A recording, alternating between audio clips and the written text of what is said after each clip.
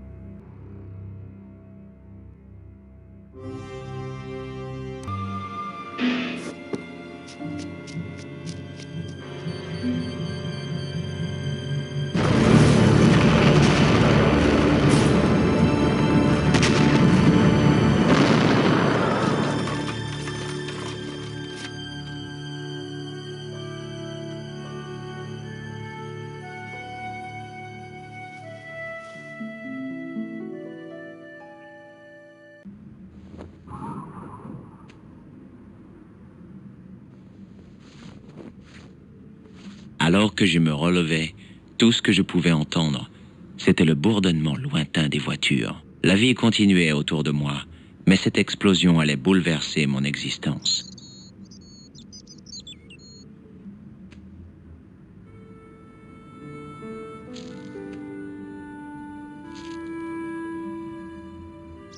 L'article en première page mentionnait la visite d'un prix Nobel, originaire d'un pays d'Europe de l'Est au nom imprononçable. C'était le seul article digne d'intérêt. Le reste n'était que rumeurs, ragots et racolage. Puis, je remarquai une inscription en bas de la page. C'était écrit « Salah al-Din, 1345 ». Oui, qu'est-ce qui s'est passé? J'ai montré mes photos au rédac chef, mais ça l'intéressait pas. Non, mais franchement, il m'a dit de passer à autre chose. Mais tu ne le feras pas. Ah non, je veux connaître la raison de tous ces meurtres. Tu sais ce que je crois? Je crois que c'est une conspiration. La police de 3 pays différents n'a rien dit sur ces meurtres. La presse ne voit aucun lien entre eux. Ils se contentent de mettre ça sur le compte de minorités politiques ou d'extrémistes religieux. On ne peut pas faire plus vague comme accusation. Ah, ça te va bien. T'es censé être habillé en quoi? Je n'ai pas loué de déguisement, ce sont mes vrais vêtements, tu le sais bien. T'as demandé pour le clown? Oui, il a utilisé le nom de Khan. Il a loué 2 costumes, un de clown et l'autre de lutin. L'homme que je recherche s'appelle Khan. Il vous a acheté un costume, vous vous rappelez? Monsieur Khan. Oui, je m'en souviens. Oui, j'ai livré le costume à son hôtel. L'hôtel Ubu. Mais C'est dommage.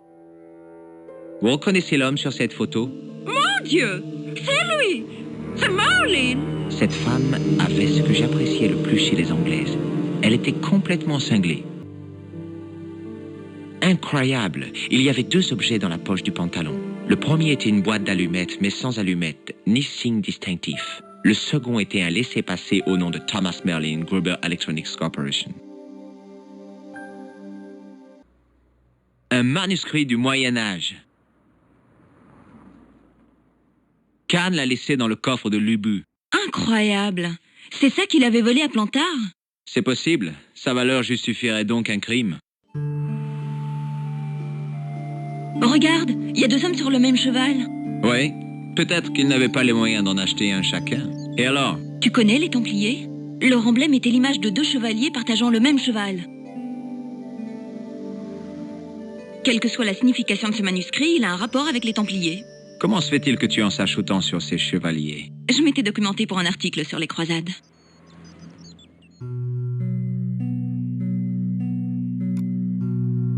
Un homme nommé Hugues de Payen est arrivé un jour à la cour du roi de Jérusalem.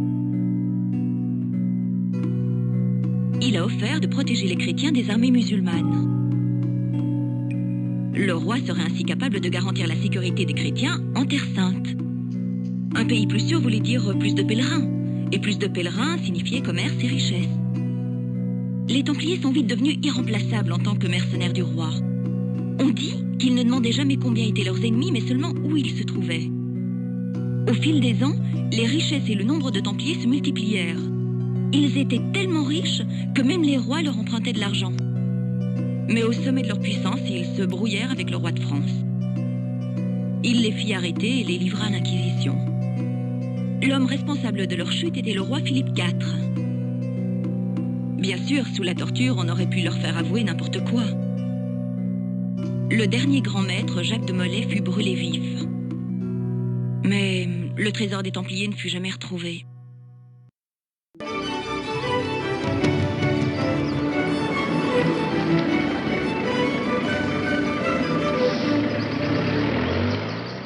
Quelques heures plus tard, j'arrivais en Irlande, l'île d'Émeraude. À Dublin, j'avais eu la chance de trouver un bus qui allait vers le minuscule village de Lochmarn. Sur la route, le chauffeur m'avait indiqué qu'il n'y avait qu'un bus par jour. Le vieux bâtiment laissait percevoir des vestiges de sa grandeur passée, mais les nouvelles constructions étaient comparables à une casquette de baseball posée sur une statue du Moyen-Âge.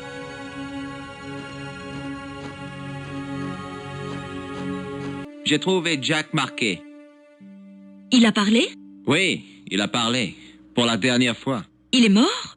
Oui, abattu froidement par un faux médecin. Quelle horreur! Quelle sorte d'homme peut se faire passer pour un docteur et abuser d'un mourant?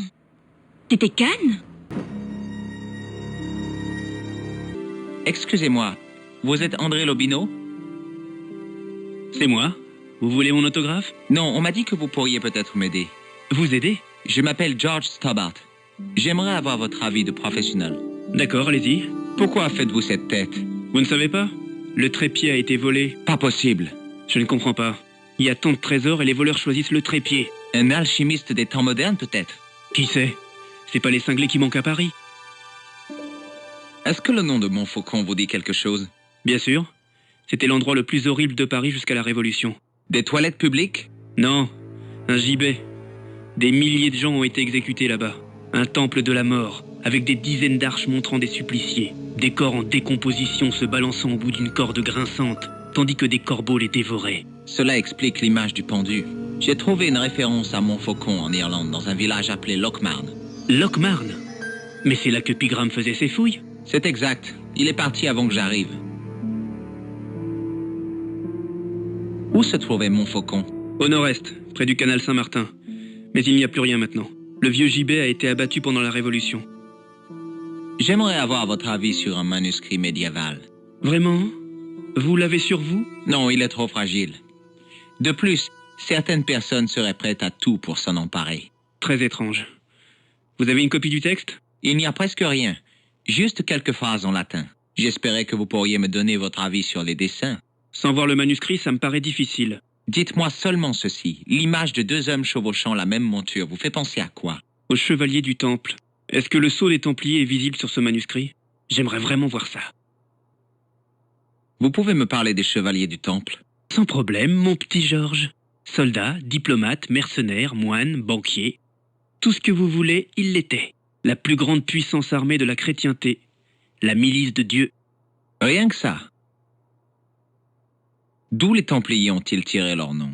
De l'endroit où ils avaient installé leur quartier général. Le roi chrétien de Jérusalem leur avait offert une partie d'une mosquée située sur le mont du Temple. C'est sur cette même colline que Salomon aurait élevé son temple. L'ordre prit le nom des chevaliers du Temple, puis celui des Templiers. Vous êtes un puits de science, André. Vous aider est un plaisir, Georges. Comment les Templiers sont-ils devenus si riches? Beaucoup d'hommes rejoignaient leur rang. Un grand nombre étaient des nobles. Ils devaient faire vœu de pauvreté, de chasteté et d'obéissance. Leur fortune et les biens revenaient donc au temple. Les Templiers se sont implantés en France, mais aussi en Écosse, en Angleterre, en Espagne. Presque partout en Europe, en fait. Les Templiers avaient juré d'être pauvres pour eux, pas pour le temple. Que pensez-vous du manuscrit? Il date de l'époque des croisades. C'est ce qu'on pensait à cause du sceau des Templiers. C'est une histoire à base d'images, un peu comme une bande dessinée. Quelle histoire raconte le manuscrit? Je ne sais pas. Elle a probablement été fabriquée pour être vendue aux touristes. Aux touristes? Ouais, des milliers. Tous les pèlerins en route pour Jérusalem. L'économie du tourisme ne date pas d'hier, vous savez? Ça a dû commencer lorsque Joshua a vendu des briques souvenirs du mur de Jéricho. Vous avez pu transcrire certaines images du manuscrit? Il y a très peu de choses dont je suis sûr. La mise à mort du taureau fait peut-être référence à Mithra. Qui est-ce? Un dieu perse, presque aussi célèbre que le Christ à une époque. La seule chose dont je suis certain, c'est le chevalier. Il est espagnol. Qu'est-ce qui vous fait dire ça? Le texte sur le bouclier fait référence à l'Ave Maria. Aucun chevalier du nord de l'Europe ne portait des armoiries de ce genre. Au commencement, il y avait la faim. Une faim provoquée par nos ennemis qui apporta les ténèbres. À la fin, il y aura un commencement. La fin de nos ennemis sonnera une aube nouvelle. Au rapport. Les factions militaires sont en mutation. La fin de la guerre les a laissés désemparés. Et de plus, elles sont victimes de réductions budgétaires drastiques. Nous avons suscité avec succès un sentiment de trahison dans les échelons supérieurs. Ils pensent que les politiciens se désintéressent de leur sort. Notre plan prend forme. Notre ère est venue. Bien. Mademoiselle, Les gouvernements ont plus de respect pour les groupes industriels que pour leurs propres citoyens. On assiste à l'émergence d'un très fort courant de mécontentement et de dissidence. Les grands groupes deviennent trop tentaculaires et trop complexes pour que même leurs dirigeants puissent les contrôler. La croyance ridicule en une autorégulation des marchés aggrave cette situation dans le monde entier. Notre plan prend forme. Notre ère est venue. Dans le monde entier, le respect des élites gouvernantes n'a jamais été aussi catastrophique. Grâce à nous, c'est la peur et l'urgence, et non plus la planification et la prévision qui sont les nouveaux mots d'ordre des chefs d'État. Leurs décisions sont hâtives, mais ne peuvent être annulées, car ils ont peur de passer pour des incompétents. Notre plan prend forme, notre ère est venue. parfait. Il nous faut accélérer la mort de ces gouvernements ineptes et boursouflés. Le millénaire approche et tout est prêt pour l'apparition d'un ordre nouveau. Presque prêt. Professeur, où est l'épée brisée? Comme nous en avons parlé lors de notre dernière réunion, la disparition du manuscrit a terriblement compliqué notre tâche. Et comme nous avons pu en parler, il vous a été fourni un budget on ne peut plus conséquent. Qu'avez-vous fait de notre argent, professeur? Nous travaillons sur l'hypothèse que les Templiers, c'est-à-dire nos prédécesseurs, Attendez une minute, ce sont des Templiers, ça? ont dû se faire remarquer lorsqu'ils ont dissimulé les éléments menant à l'épée de Baphomet. J'ai une escouade d'archéologues et d'historiens qui travaillent sur cette piste. Je ne doute pas que ces archéologues et historiens seront autrement efficaces que votre ami Pigram. Pigram était fiable. Il a simplement essayé de protéger le joyau de Lockmarn quand l'Achachi est apparu. Mais il a échoué. Et n'appelez pas ce Syrien dégénéré un Achachi. C'est un assassin, c'est tout. Lui ne le pense pas. Il croit en fait. Silence! Dois-je vous rappeler que nous avons un devoir sacré? Une mission? Quand Philippe a voulu détruire l'ordre, l'épée nous a échappé et nous avons perdu nos pouvoirs. Nous avons la possibilité de la forger à nouveau. Mais le temps presse, il nous faut des résultats. Nous n'avons pas besoin de chamaillerie, ni d'excuses peu convaincantes. Alors, professeur, Baphomet. Oui, pardonnez-moi. Nous trouverons l'épée et Baphomet avec ou sans le manuscrit. Nous avons déjà trouvé un autre élément, ici même, à Paris. Parfait. Qu'est-ce que c'est? C'est-à-dire que... nous ne savons pas précisément pour le moment. Ah, Mais mes meilleurs hommes y travaillent. Vous feriez mieux de ne pas critiquer les autres. Et Klund, au moins moi je n'ai pas trucidé l'un des nôtres. Mais bien sûr, ce type était le faux docteur de l'hôpital. Marquer était une obligation et Klund a agi sur mes ordres. Je vous demande pardon, grand maître, je ne voulais pas. Avez-vous une seule bonne nouvelle à nous annoncer, professeur? Nous connaissons déjà 3 des éléments. Nous savons que Klausner avait obtenu la lentille avant de disparaître. Où était-il? Nous savons qu'il est arrivé en Syrie, mais après, l'assassin. J'en ai peur. C'est regrettable. Klausner était un bon élément.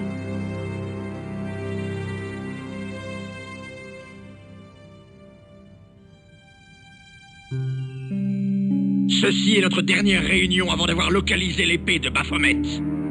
Je pense qu'il est inutile de vous rappeler son importance. Sans elle, tous nos idéaux resteront lettres mortes.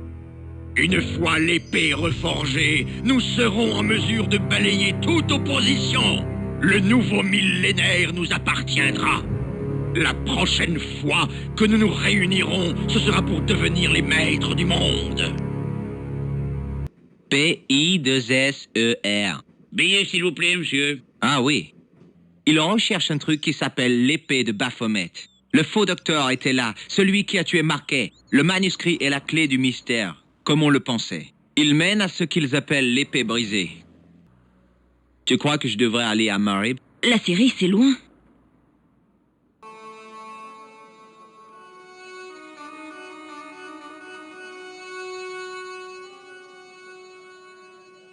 Bonjour, ce sont vraiment de beaux tapis.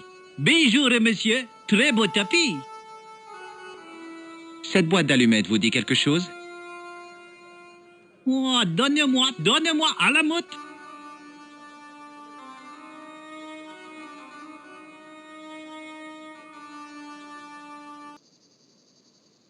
Bon, ça paraissait sûr, mais je n'avais pas le choix. Je n'avais pas prévu de faire du saut à l'élastique en venant en Syrie. Ces références bibliques avaient peut-être une signification. Psaume 32, 7. Jean 4, 11. Corinthiens 1, 4, 5, 1 de plus. Psaume 22, 21. Je n'étais peut-être pas parfait, mais j'avais une mémoire d'éléphant. Le calice m'avait mené à cette inscription, mais ça ressemblait à une coïncidence. Après tout, les armes de Vasconcelos étaient déjà sur le manuscrit. Non, j'étais encore persuadé que le calice avait une signification propre. Quand j'étais en Syrie, j'ai découvert une drôle de statue païenne. C'était une tête avec 3 visages barbus. Une horreur. Ça pourrait être Baphomet, l'idole décrite par les Templiers. Les chevaliers du Christ avaient une idole aussi laide. C'est ce qu'on a voulu faire croire. La description de l'idole provient de ce que l'Inquisition a pu arracher aux Templiers. Mais aucune statue de ce genre n'avait jamais été trouvée dans les possessions du Temple. Jusqu'à cette année, le mois dernier, une statue de Baphomet a été exhumée. En plein Paris. Où? À l'Institut hermétique de Nerval. La statue se trouve sous les fondations. Elle a été découverte par des ouvriers qui rénovaient le bâtiment. Que dites-vous de cette coupe, André? C'est un vase de communion du XIVe siècle. Probablement espagnol. Vous ne vous ennuyez pas au Trivial Poursuite, je parie, hein? Merci pour votre aide, André. Y a pas de quoi. Nous avons toujours été du même côté, Stobart. Des causes différentes, mais un ennemi commun. Les chevaliers du Temple? Ne les appelez pas ainsi. Les vrais Templiers étaient de nobles ennemis. Ces barbares ne méritent pas ce nom. Ils sont pires que des hyènes. Alors qui sont ces néo-templiers? Qu'est-ce que l'épée de Baphomet? Pas ce que vous pensez, mon ami. C'est une arme, oui, mais que nos ennemis auraient du mal à manier. Une épée à double tranchant, un pouvoir plus ancien que de Molay, plus vieux que Salomon. Nous les arrêterons, vous et moi, ensemble. Avec Nico. Non, Georges. Mon voyage s'achève bientôt au Jardin d'Éden. Vous parlez par énigme. Ne pouvez-vous me dire simplement après quoi ils en ont? L'épée symbolise une énergie colossale, due à l'alignement des champs magnétiques terrestres. Qui convergent sur Sainte Ninians. Cette énergie dote les Templiers du pouvoir qui les a rendus si puissants. Un pouvoir qui les rendait tellement charismatiques qu'ils pouvaient contrôler la volonté de tous ceux qui les approchaient. Puisse Allah vous guider vers nos ennemis. Merci.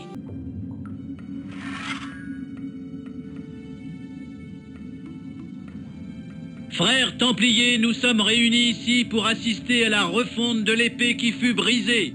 Ici, devant la sentinelle de Dieu, Baphomet.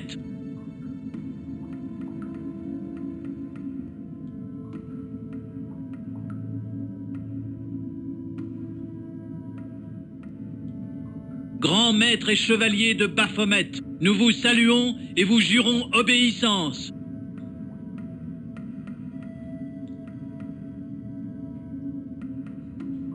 Je vous salue, gardien de la voûte du temple.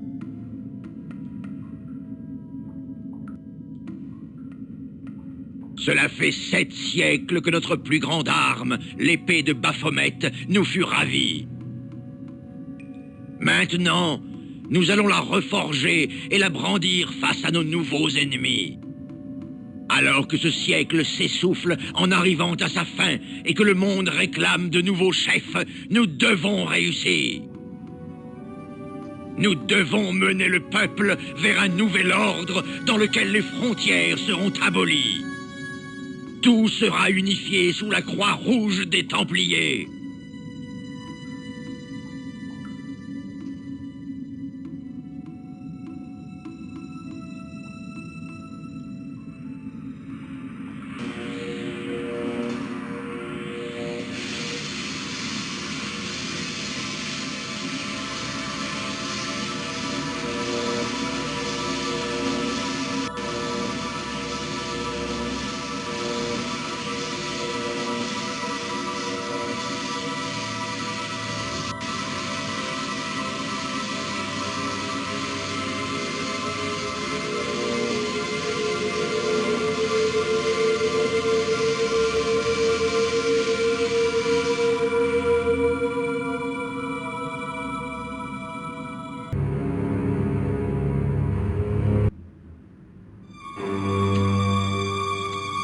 Plus un pas, ne bougez plus.